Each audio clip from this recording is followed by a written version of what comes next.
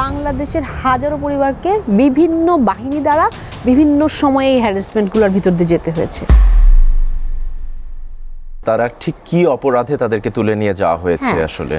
বেশিরভাগ ক্ষেত্রে আমরা ছিল আপনার ভাই সুমনের সাথে সম্ভবত বেশিরভাগই দেখা যাচ্ছে ভিন্ন দল, ভিন্ন মত, সরকারের বিরুদ্ধে কাজ করছে বা অন্য দলের হয়ে কাজ করছে। এটা বিএনপি বলেন, জামাত বলেন, অন্য আর যে কোনো বা সাধারণ মানুষও কিন্তু এর বাইরে যায়নি। কিছু কিছু ক্ষেত্রে নিজেদের মধ্যে রেষারেষির কারণে আওয়ামী লীগের লোকরাই কিন্তু আওয়ামী লীগের লোকদেরকেও গুম করে ফেলেছে, এরকমও হয়েছে। আমাদের মায়ের ডাকে এরকম মানুষরাও আমাদের সাথে আছেন। তো দেখা গেছে যে তাদেরকে তুলে নিয়ে যাওয়ার পরে অনেক লম্বা একটা সময়, কিন্তু আমরা বিগত এক যুগেরও বেশি সময় আমরা জানি না তাদের সাথে আসলে কি করা হচ্ছে বা কোথায় আমার ভাইরা। আর যারা ফেরত এসেছেন, একটা হচ্ছে শর্ট টার্ম যারা গুম ছিলেন, আর একটা হচ্ছে লং টার্ম যারা গুম ছিলেন।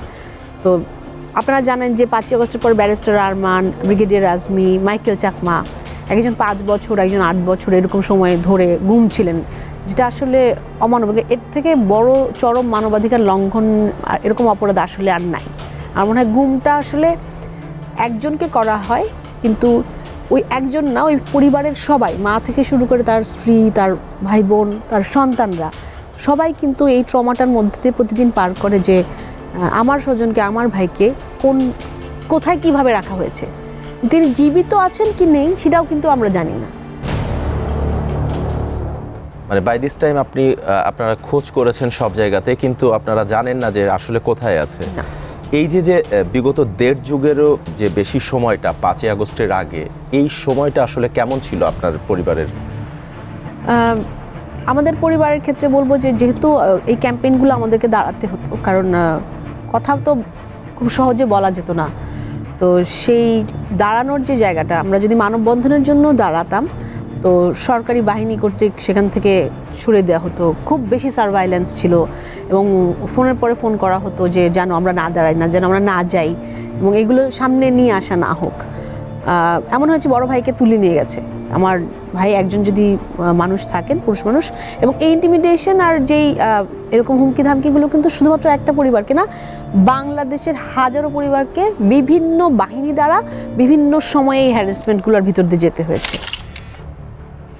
আমরা যদি একসাথে মিলিতও হই, মায়ের ডাকের যেই ভিকটিম ফ্যামিলিরা, সেখানে কোনো বিদেশি সংস্থা বা আপনাদের মতো কোনো সাংবাদিকরা যান ইন্টারভিউর জন্য, তখনও দেখা গেছে বাড়ি ঘিরে ফেলেছে পুলিশ বা সিভিল ড্রেসে এখন অন্য আইন প্রয়োগকারী সংস্থারা। এমন হয়েছে প্রত্যেকটা নিউজে দেখা গেছে যে আমরা যখনই দাঁড়াই, গত বছরই 30শে অগস্ট ছিল, আমাদেরকে কোনো ভেন্যু দেওয়া হচ্ছিল না, এবং এটা রিপিটেডলি বিগত আপনি যে এক যুগেরও বেশি সময় বলছেন না, সেই সময় 2023-এর 30শে আগস্ট, হ্যাঁ, গুম হয়ে যাওয়া ব্যক্তিদের স্মরণে আমরা একটা দিবস, আন্তর্জাতিক দিবস পালন করি। সেই সময় কোনো ভেন্যু ওই সময় আমাদেরকে দেওয়া হচ্ছে না, ভেন্যুতে ঢুকতে দেওয়া হচ্ছে না সকাল থেকে, যে ভেন্যু কিন্তু আমরা বুক করেছি।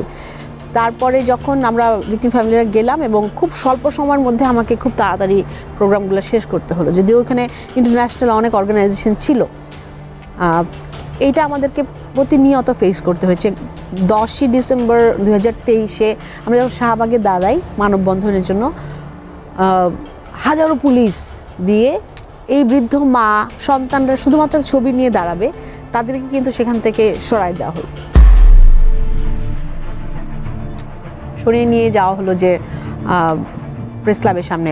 আমাদেরকে 2 কিলোমিটার হেঁটে শাহবাগ দিয়ে যেয়ে তারপরে প্রেস ক্লাবের সামনে দাঁড়াতে হলো। তো তাদের আসলে ভয়টা ছিল যে এই সত্যগুলো সামনে আনার জন্য আমরা যখন তুলে ধরতাম, বা এই যে এত চরম মানবাধিকার লঙ্ঘন আইন প্রয়োগকারী সংস্থা দ্বারা আমাদের রাষ্ট্রীয় বাহিনী কর্তৃক এখানে রাষ্ট্রের প্রধানমন্ত্রী থেকে শুরু করে মানে প্রত্যেকটা মন্ত্রণালয়ের লোক, আইন প্রয়োগকারী সংস্থার লোক, আওয়ামী ফ্যাসিস্ট রেজিমের যত মানুষ যারা এই প্রক্রিয়াটার মধ্যে ছিলেন, এটা অনেক বড় একটা মেকানিজম।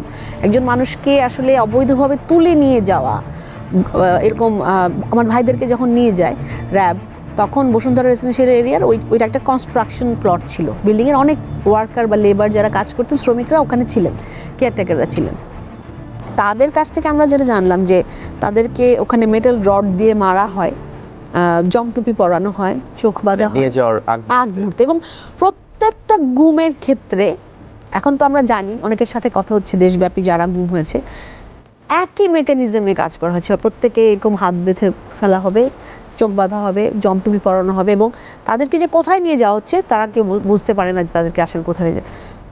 যারা ছাড়া পেয়ে এসছেন তাদের কাছ থেকে আমরা জানতে পারি যে সিক্রেট ডিটেনশন সেলগুলো কীরকম, 3 ফিট বাই 5 ফিট একটা কামরার মধ্যে যেখানে অমানবিকভাবে আসলে তাদেরকে ফেলে রাখা হয়।